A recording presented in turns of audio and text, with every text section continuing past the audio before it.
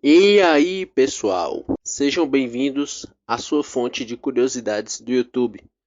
No dia que eu postar esse vídeo, 22 de agosto, é comemorado o Dia do Folclore aqui no Brasil. Vocês já ouviram falar no folclore, principalmente na época de escola, mas eu ainda consegui encontrar muita informação que eu mesmo e muitos de vocês acredito que não sabiam sobre o nosso folclore. É isso, espero que gostem e vamos ao vídeo.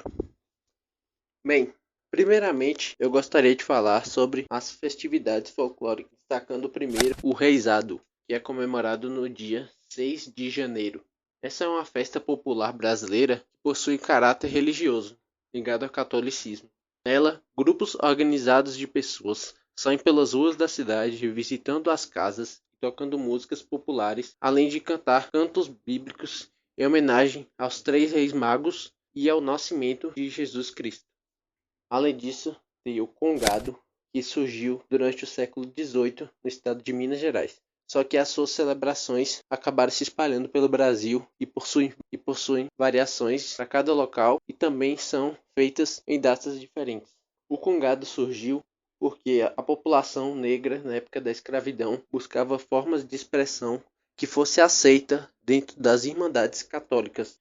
Então, ela envolve o canto, a dança, o teatro e a espiritualidade cristã e também de matriz africana. E quanto às danças folclóricas brasileiras, nós temos alguns exemplos que já são muito conhecidos culturalmente, né? Como o frevo e o samba de roda. Além disso, também tem o maracatu, onde os dançarinos usam fantasias representando personagens históricos. Já aqui na região Nordeste, temos o baião, que é dançado em pares e é um pouco semelhante ao forró, enquanto que na região Sul e também na Sudeste tem o catira, que é caracterizado tanto por batidas dos pés no chão e também pela bateção de palmas dos dançarinos.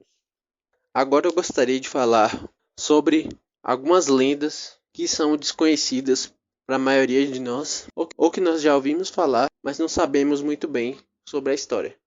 Primeiro, começando pelo Boitatá. Esse nome Boitatá é de origem indígena do Tupi-Guarani, e na verdade o boi, na língua tupi, significa cobra, e tatá significa fogo, então a cobra de fogo. Essa lenda do Boitatá vem do século XVI, quando o padre jesuíta José de Anchieta ouviu alguns relatos de indígenas sobre terem visto esse animal, e a partir disso ele criou a história original do Boitatá. O Boitatá protege os animais e as matas de pessoas más e principalmente de pessoas que realizam queimadas. Além disso, há uma suspeita de que o mito surgiu por causa de um fenômeno real que ocorre em pântanos e brejos, que é chamado de fogo-fato. Esse fenômeno ocorre quando as matérias orgânicas se decompõem e acabam liberando gases que, em contato com o oxigênio, produzem partículas luminosas, os fótons.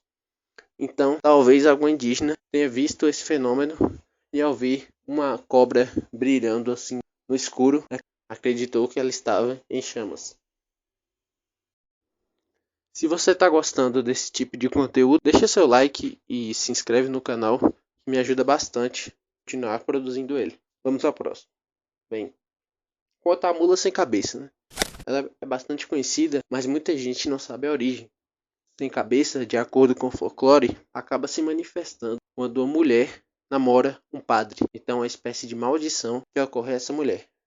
E também acredita-se que o feitiço acaba durando desde o final de tarde de quinta-feira até amanhã do dia seguinte.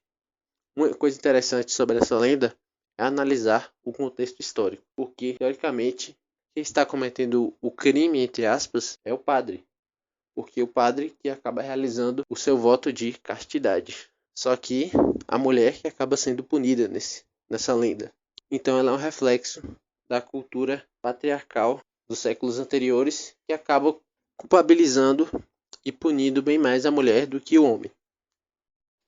Outra lenda que eu achei interessante foi a do corpo seco. O corpo seco, como o nome já diz, é o defunto ressecado que assombra as pessoas, amaldiçoando quem passou a sua vida fazendo mal. E esse nome, corpo seco, diz a lenda que, quando vivo, o sujeito, que é o corpo seco, era uma pessoa tão ruim que nem a terra o quis depois de morrer.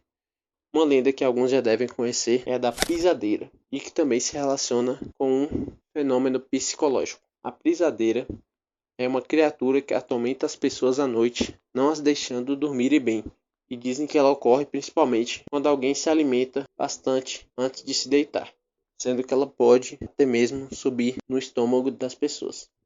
Bem, ela está relacionada também ao episódio de paralisia do sono.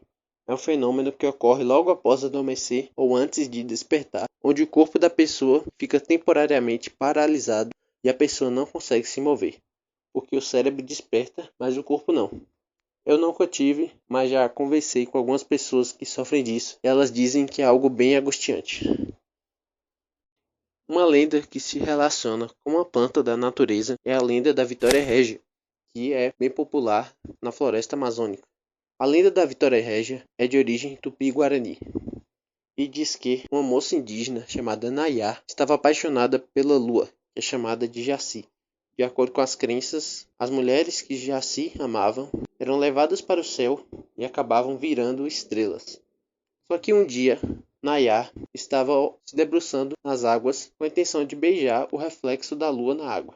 Só que ela acabou caindo nessa água, se afogando e morrendo. Jaci, ficou triste com essa notícia, transformou a moça em uma bela planta aquática, a Vitória Régia, eternizando seu espírito naquele lugar. Muitas pessoas conhecem a figura da caipora e do curupira, e muita gente até se confunde sobre a diferença dos dois. Bem, caipora, o termo significa habitante do mato, já curupira significa corpo coberto de folhas. Quanto à função dos dois, a caipora se ocupa mais em salvar os animais das florestas dos ataques do ser humano, enquanto o curupira defende as plantas e a floresta em si. Possui os pés virados para trás, enquanto o caipora geralmente aparece montado em um porco do mato. Então é isso, gente. Muito obrigado a quem ficou até aqui. Eu agradeço a cada um também que deixa seu comentário nos vídeos. Vejo vocês na próxima e tchau!